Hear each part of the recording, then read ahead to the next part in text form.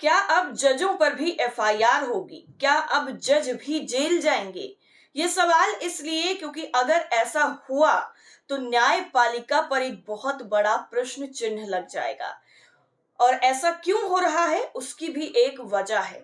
वजह है हाईकोर्ट के एक जज जिनकी एक कथित कारनामे ने पूरे के पूरे न्यायपालिका पर सवालिया निशान लगाने पर लोगों को मजबूर कर दिया है। लेकिन अब इस पूरे मामले में एक्शन धड़ाधड़ हो रहा है। तो क्या कुछ है पूरा मामला, चलिए आपको विस्तार से समझाते हैं। दरअसल हाईकोर्ट के जस्टिस यशवंत वर्मा के तुगलक क्रिसेंट रोड पर मौजूद सरकारी आवास पर दिल्ली पुलिस पहुंच गई।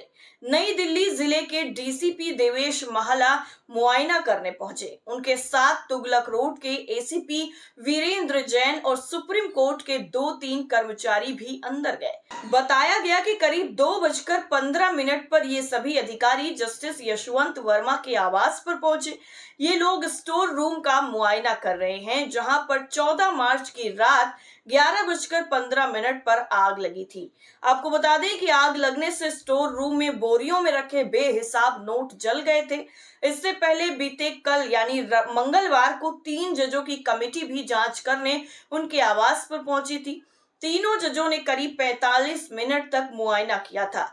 सुप्रीम कोर्ट की तरफ से नियुक्त आंतरिक समिति के तीनों सदस्य मंगलवार को दिल्ली हाईकोर्ट के जज यशवंत वर्मा के आवास पर पहुंचे और आवास पर भारी मात्रा में नकदी मिलने के आरोपों की जांच प्रारंभ कर दी। समिति के सदस्य पंजाब और हरियाणा हाईकोर्ट के मुख्य न्यायाधीश शील नागू, हिमाचल प्रदेश हाईकोर्ट के मुख्य न्यायाधीश जीएस संधावालिया और कर्नाटक हाईकोर्ट के न्यायाधीश अनु शिवरामन मंगलवार को जस्टिस वर्मा के आवास पर 30 तुगलक सीक्रेट पहुंचे और 30 से 35 मिनट तक उनके घर में रहे। सूत्रों के मुताबिक दोपहर में जस्टिस वर्मा के आवास से रवाना होने से पहले समिति ने घटना स्थल का पूरी तरीके से निरीक्षण किया। हालांकि ये नहीं पता चल सका कि समिति के सदस्य जब वहां पहुंचे तो जस्टिस वर्मा अपने आवास पर थे या फिर नहीं। जस्टिस वर्मा के आधिकारिक आवास में 14 मार्च को आग लगने के बाद अग्निशमन अधिकारी मौके पर पहुंचे थे और आग बुझाई थी। इसी दौरान कथित तौर पर नकदी भी मिली थी। इसी खबर के मीडिया में आने के बाद बवाल मच गया। घटना को लेकर आधिकारिक संवाद में लिखा गया है कि नोटों की 4 से 5 अधजली बोरियां मिली।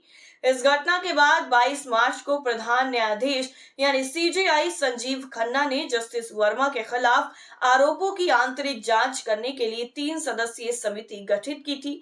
जस्टिस वर्मा ने आरोपों का खंडन करते हुए कहा है कि उनके या उनके किसी परिवार के सदस्य द्वारा स्टोर रूम में कभी नकदी नहीं रखी गई। दिल्ली हाईकोर्ट के मुख्य न्यायाधीश डीके उपाध्याय को सौंपे जवाब में जस्टिस वर्मा ने यह भी कहा है कि उनके आवास पर नकदी मिलने के आरोप स्पष्ट रूप से उन्हें फंसाने और बदनाम करने की साजिश नजर आते हैं। वहीं दूसरी तरफ जज पर एफआईआर दर्ज करने की मांग भी हो रही है। दरअसल सुप्रीम कोर्ट में एक याचिका दायर कर जस्टिस वर्मा पर एफआईआर दर्ज करने की मांग की गई है। मुख्य न्यायाधीश जस्टिस संजीव खन्ना की अगुवाई वाली बेंच के सामने इस मामले की मेंशनिंग की गई और सर्वोच्च अदालत इस याचिका की सुनवाई के लिए तैयार भी हो गई है। याचिका में मांग की गई है कि दिल्ली पुलिस को एफआईआर दर्ज करने के निर्देश दिए जाएं, क्योंकि इस मामले में सुप्रीम कोर्ट की तरफ से 3 जजों की कमेटी बनाने का कोई औचित्य नहीं है। इस याचिका में मामले की जांच पुलिस को सौंपने की मांग की गई है। याचिका में यह भी कहा गया है कि न्यायपालिका में सभी स्तरों पर भ्रष्टाचार को रोकने के लिए सरकार को प्रभावी और सार्थक कदम उठाने चाहिए। याचिकाकर्ता ने कोर्ट में दलील दी है कि अगर जस्टिस वर्मा की जगह कोई कारोबारी होता तो क्या उसे भी संदेह का लाभ लेकर पुलिस जांच से छूट दी जा सकती थी। इस पर अदालत ने कहा है कि आप मामले में कोई सार्वजनिक बयान न दें। हम याचिका को सुनवाई के लिए लिस्टेड करने को तैयार हैं। यानी ये जो पूरा मामला है वो काफी ज्यादा हाईलाइटेड हो गया है और इसमें अगर जज पर एफआईआर दर्ज होती है तो ये मामला बहुत बड़ा हो जाएगा और कई तरीके के गंभीर सवालों को भी जन्म देगा। इस रिपोर्ट में फिलहाल के लिए इतना ही। आपका क्या मानना है इस पूरी खबर पर कमेंट करके जरूर बताइए। फिलहाल के लिए इतना ही। नमस्कार।